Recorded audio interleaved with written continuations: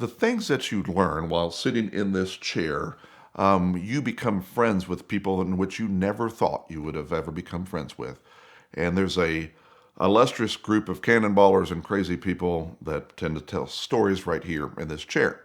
If Christopher Michaels is not your spirit animal, then you need to change your wildlife because becoming friends with him has either changed my perspective on things or just raised or lowered the bar, whichever way you would like to go. So we were talking one day because I'm an avid collector of pop culture.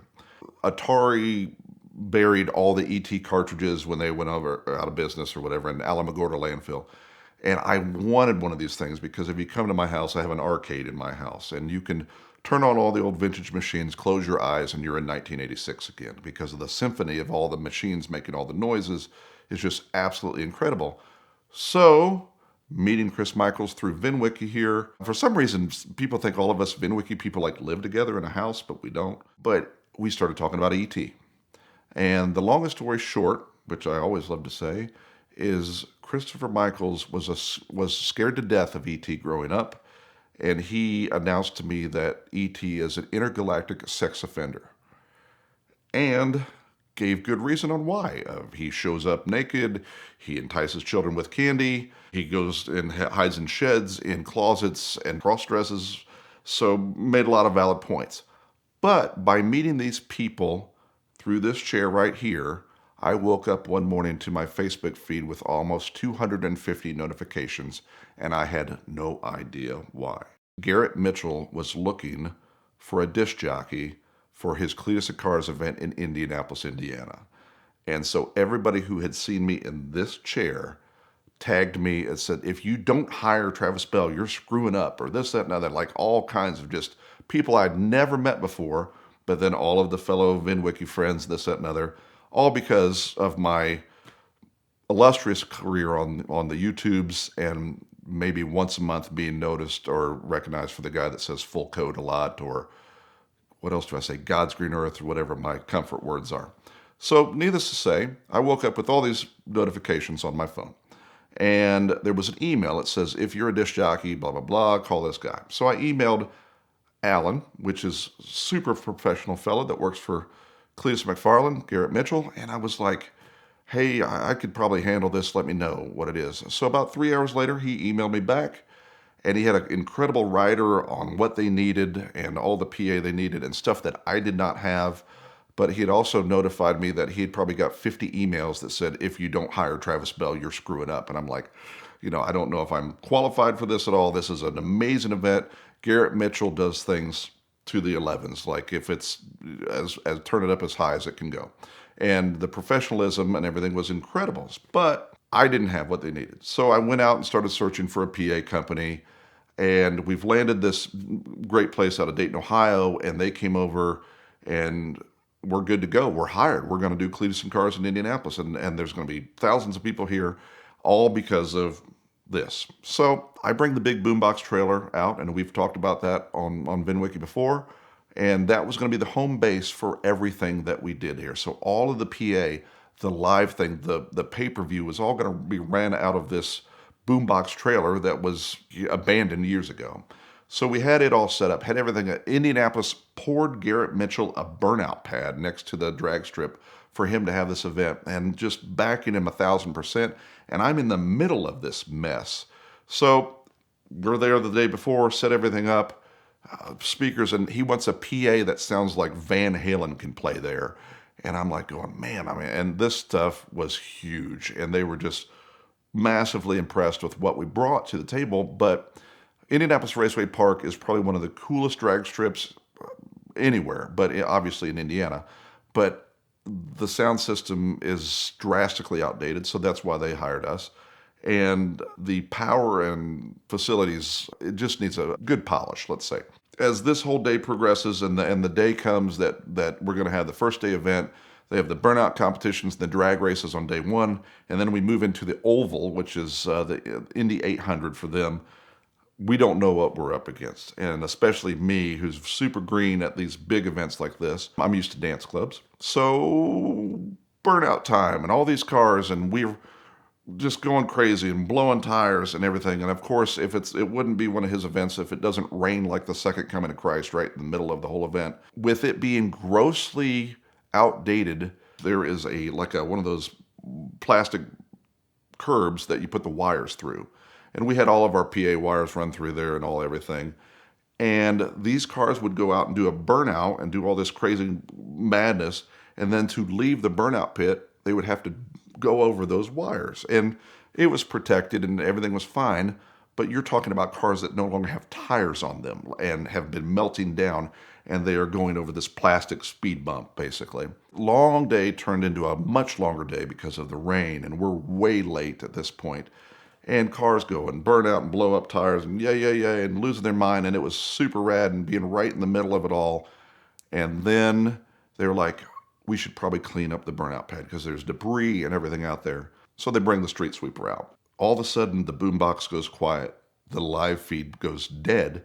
We're like, what happened? And we're looking across the burnout pad, and the street sweeper had swept up that plastic curb with all the cables inside of it. So people were like, oh, these are the cables for Travis's PA. We'll be right back up and running. But we had 220 volt services, whatever. They'll all get crucified over this, whatever. Two huge services that were running this thing. And they went through that with the PA speakers. So at that point, when the street sweeper swept it up, he was electrified times two. And everybody's just walking over there to start pulling the cables out. And this was, of course, we were off the air. And we are literally running at a full Chariots of Fire trot across the burnout pad and told everybody, do not touch him because this will be the end of your days. If literally, like within feet of people just start to pull the cables off because they all thought they were speaker cables, and they were not.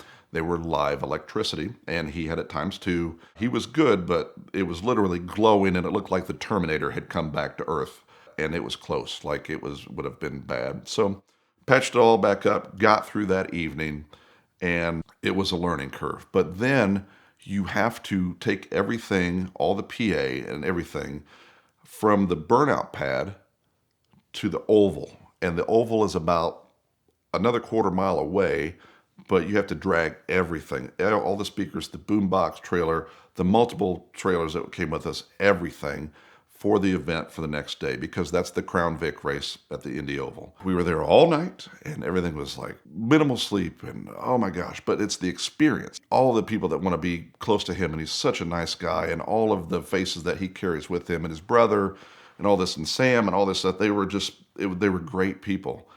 But when they all went home, we were still there late night, dragging all this stuff in. So we ended up in the oval, and we had to reset everything back up. And we're running cables and things, and it was myself and my buddy Dan Dillon, who's been here before.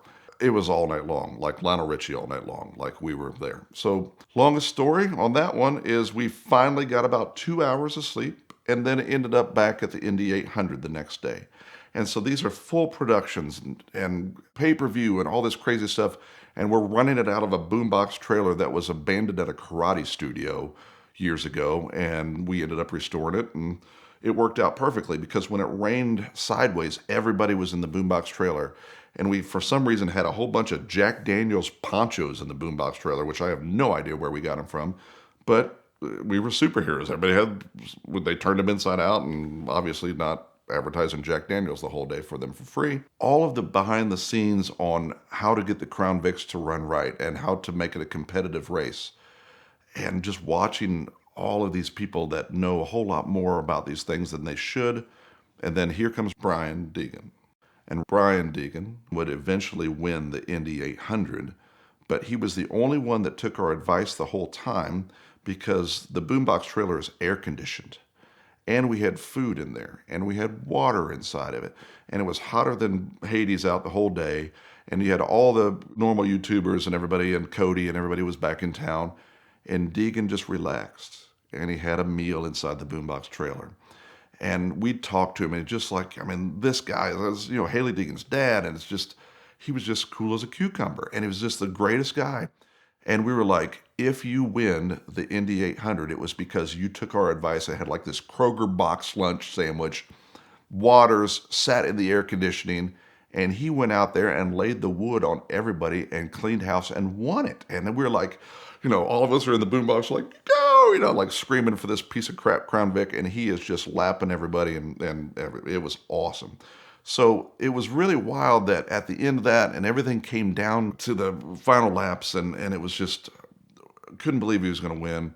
Did his burnout, but he came back to the boombox trailer, and he put the winner's trophy in the trailer, changed out of his racing suit, and then he looked at me and he said, "Travis, is that your Kawasaki Mule out there?" And I was like, "Yeah."